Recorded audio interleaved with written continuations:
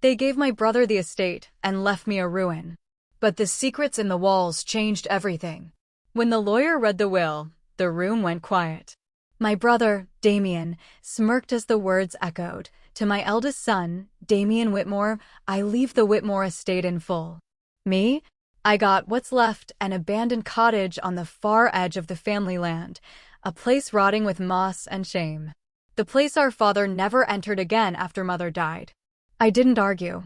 I simply stood, nodded, and left.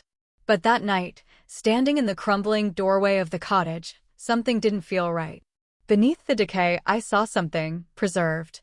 Like the house was hiding something it wanted me to find. The next day, I started pulling back the rotted wallpaper. Not out of hope, just bitterness. But behind one panel was a message, scratched faintly into the wood. Trust no one. Not even him. The date beside it? The week our mother died. I stared at it for a long time.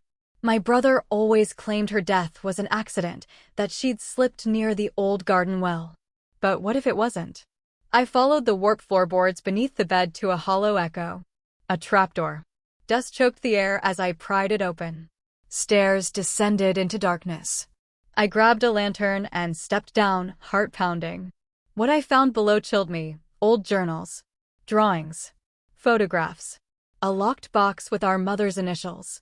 And one photo of her, pregnant again. Dated 2 years after I was born. I wasn't the only younger sibling. My mother had a third child. But there was no birth certificate. No family mention. Nothing in public records. Just a date. A name. Elias. Who was Elias? And why had father erased him? I returned upstairs and called Damien. Did Mom have another baby? I asked. He went silent.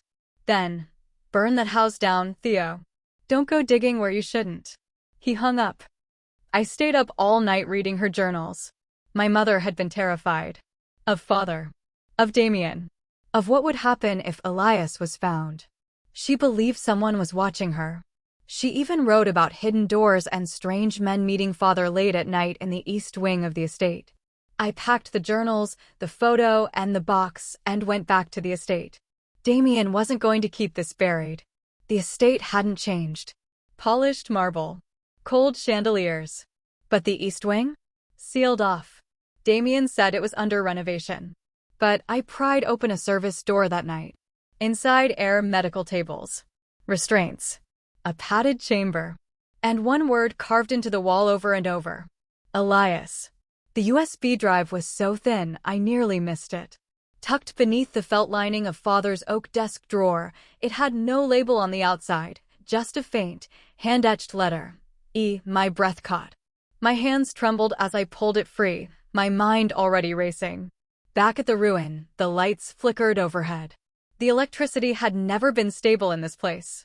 But the old laptop still worked, and I plugged in the drive with a click that echoed louder than it should have.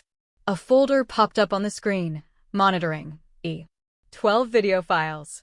Each dated. Each with timestamps. No context. No descriptions.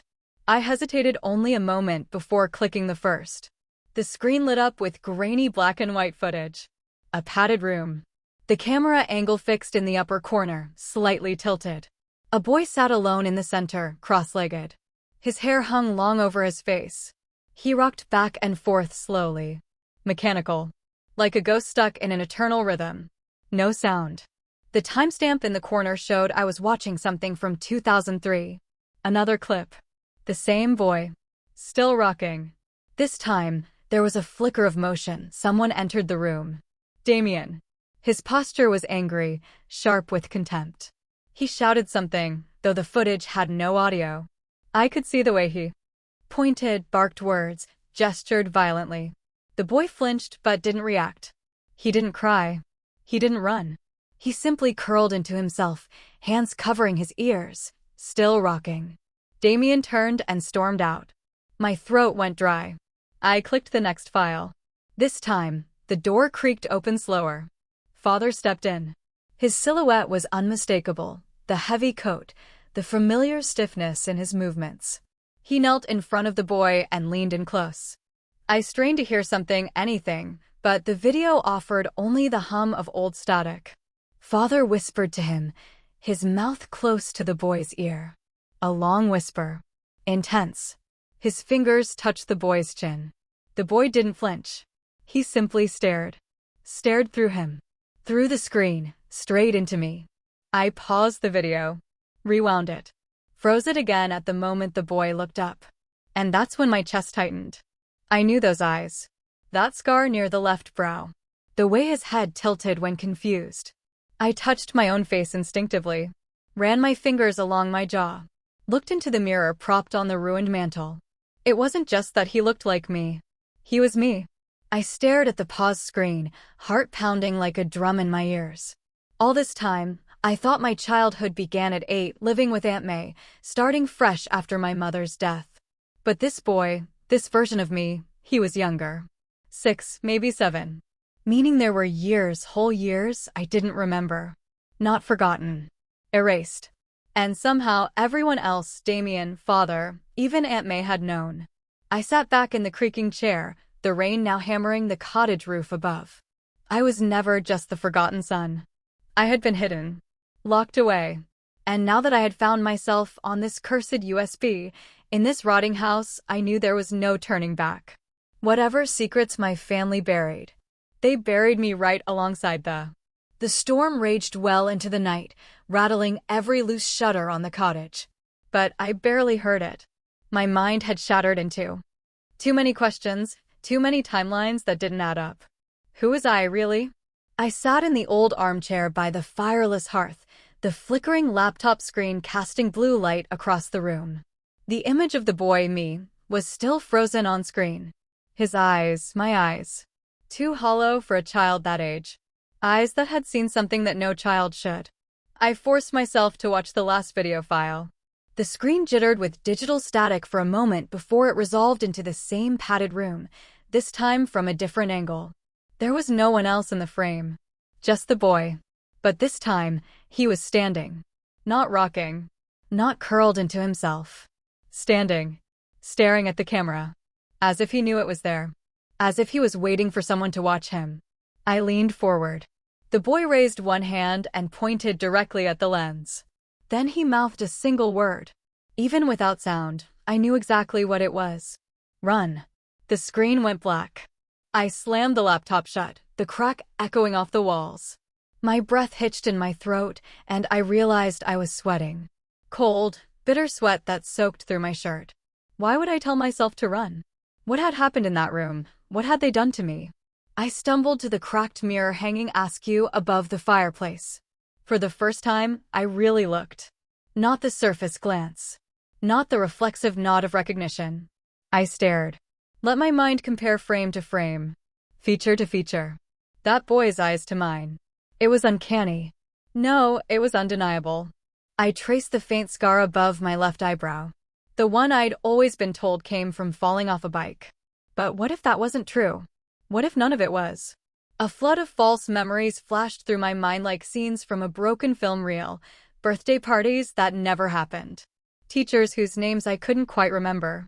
A summer vacation to Maine that I only thought we'd taken because Aunt May said we had. I stumbled back and caught myself on the desk. I needed answers. Not guesses. Not shadows. Truth. I dug through the old satchel I'd brought from the estate. The box with my mother's initials carved in its lid sat untouched in the corner. I grabbed it now with trembling hands. Inside, wrapped in linen, was a small collection of letters. They were addressed not to Damien, not to father, but to Elias. Written in my mother's handwriting. And dated over the course of 5 years. 5 years no one acknowledged. I read the first one. Her words poured into me like a needle of fire and ice. My sweet Elias. If you are reading this, then they've failed to keep us apart. You must know by now, they changed your name. They changed you. But you were never broken. They wanted you silent, not because you were weak, but because you knew too much. I dropped the letter and let out a shuddering breath. I wasn't Theo. Not originally. That name was a costume. A paper mask stretched across something someone wanted to forget. I turned back to the mirror, my reflection shifting subtly with the flickering light. This wasn't identity confusion. This was identity theft. They'd taken me. Renamed me. rewritten me. And Damien, the chosen heir, the one gifted the estate, the smug puppet who'd always treated me like a stray, he knew. He'd always known. And so had Father. I wasn't just coming to terms with my past. I was reclaiming it, one Emery at a time. And they were going to pay for burying me alive. Morning came, but it brought no peace. The rain had stopped, but a fog hung low over the estate grounds like a ghost that refused to lift. I drove without music, the silence louder than anything on the radio could have been. I didn't pack, didn't prepare, just shoved the letters, the USB, and my mother's journals into the passenger seat beside me. My hand trembled on the steering wheel, but my mind was calm, too calm. Because I wasn't coming to talk. I was coming to expose, to destroy. The gates to the Whitmore estate opened automatically, the sensors still recognizing my car from years ago, when I was just Theo, the second son who came and went without notice. I parked directly in front of the grand entrance. No more sneaking. No more hiding. Damien answered the door himself. He wore one of Father's old robes, sipping from a glass of scotch though it was barely 9 a.m. His smirk faltered the moment he saw me. "You look like hell," he said, stepping aside. "But I guess the ruin suits you." I pushed past him without a word. Inside, the air smelled the same, sandalwood and decay. The estate had always been beautiful on the outside, but hollow at its core. Like a mausoleum dressed up in gold leaf. He followed me into Father's study, where it all began. "I found the tapes," I said, setting the USB on the desk with a sharp clack. He didn't pretend not to know. Just set his drink down slowly. "You shouldn't have gone looking. You locked me in a padded room and called it protection." His jaw clenched, but his voice stayed even. "You were unstable. Father said you had hallucinations. That you were dangerous." "No," I said. "I remember now. I was a child who heard things I wasn't supposed to. Who saw what Father did to Mother in the East Wing? Who told the truth?" He looked away for the first time. "She was going to leave," I continued, voice shaking. "Take me with her. But she died accidentally. And I was never seen again. Because you two made sure of it." Damien rubbed his temples. "Do you even hear yourself? You were sick. She was sick. This is old history." "No," I snapped. "This is criminal history." I threw the stack of letters across the desk. His eyes scanned the top one, and his face paled. "She wrote to me," I said. "Not you. Not Father. Me. Because she knew what you'd do." He stepped back, fury flashing behind his eyes. "What do you want, Elias?" The sound of that name from his lips stunned me. He'd never said it before. Not once in the years I'd been around him. And now, hearing it, hearing my real name, was like thunder cracking inside me. "I want the truth," I said. "Public. Legal. All of it. I want you to stand in court and admit what you and Father did." He laughed then. Bitter. Desperate. "You think anyone's going to believe you? You lived in a ruin. You've got holes in your past. You're a ghost, Elias. I have evidence. Dates. Names. Journals. Medical records I'm requesting. That USB alone." "Will be buried," he interrupted. "You think this family hasn't buried worse? We own judges. We own silence. You're one crazy headline away from being institutionalized again." He stepped closer, voice low now. "You were always the mistake," he hissed. "A failed experiment of Father's obsession with perfection. You think you've come back from the dead? You're just unfinished business." I didn't blink. I reached into my coat and pulled out my phone, flashing the blinking red light. "You've been recorded since the moment I stepped onto this property." His face drained of color. "And the flash drive," I added, "has already been duplicated. Multiple times." Damien lunged, but I sidestepped. Years of being hunted in the shadows taught me something about reflexes. "You're done," I said. "Not just as heir. As a human being." I turned to leave, but paused in the doorway. "One more thing, Damien," I said. "The ruin? The place you thought was my grave." He looked at me with hatred. "That place saved me." The hearing took place 3 weeks later in a courthouse 2 counties away, far from the press and far from the Whitmore name's usual reach. But not far enough to save Damien. The evidence was overwhelming. The USB footage. My mother's journals. The letters addressed to Elias in her unmistakable cursive. A sealed hospital record unearthed by the courts after my petition. A psychiatric admittance form under my birth name, signed by my father and countersigned by Damien. I was 7. The defense tried to paint me as delusional, unstable, even vengeful. But the weight of the documents and the testimony of a retired estate worker who, after years of silence, confirmed the existence of the East Wing's treatment room, crushed their narrative in under an hour.